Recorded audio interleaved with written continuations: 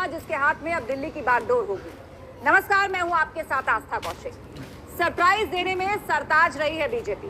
दिल्ली में सीएम पर भी चौंका सकती है, जैसे पूर्व के बहुत से विधानसभा चुनाव में हमने देखा है जहां बीजेपी ने जीत दर्ज की और बहुत से चेहरे जो चर्चा में थे, एक सरप्राइजिंग नाम अचानक सामने आया जिसने सबको चौंका दिया। दिल्ली विधानसभा चुनाव के नतीजे लगभग साफ हो चुके हैं। बीजेपी ने वापस दिल्ली को छीन लिया है और ये सब संभव हुआ है मोदी फॉर्मूला से। जिस तरह से बीजेपी ने कमबैक किया है, उसके बाद लगता है दिल्ली में अब दोबारा बीजेपी अपना गढ़ बनाने वाली है। लेकिन उसके साथ ही नया सवाल भी शुरू हो गया है कि आखिर कौन बनेगा दिल्ली का मुख्यमंत्री। हालांकि बीजेपी मुख्यमंत्री का नाम देने में बहुत चौंकाती रही है।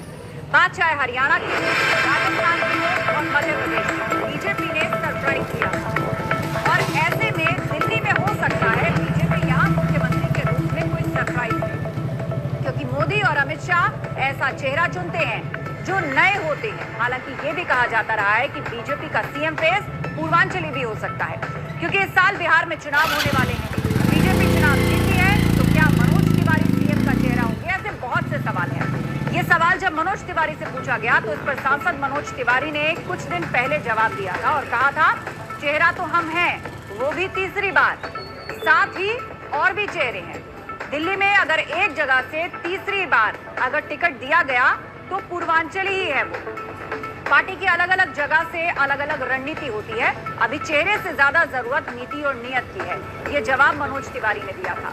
हालांकि और भी नाम है जो सामने आते रही है और वो कौन से नाम है जिन पर चर्चा होती रही है वो एक एक करके हम आपको बताते हैं। पहला नाम प्रवेश वर्मा। नई दिल्ली से अरविंद केजरीवाल को टक्कर देने वाले प्रवेश वर्मा भी शुरुआती रुझान में आगे चल रहे थे।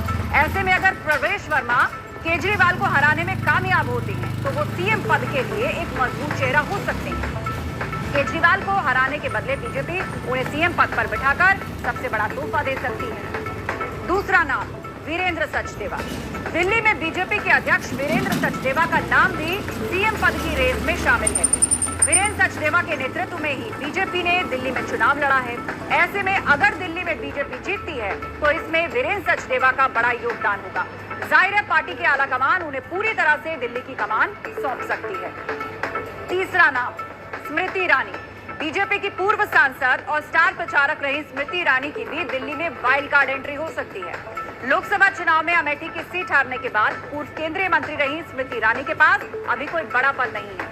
ऐसे में स्मृति ईरानी को दिल्ली की बागडोर मिलने का अनुमान लगाया जा रहा है। चौथा नाम मनजिंदर सिंह सिरसा।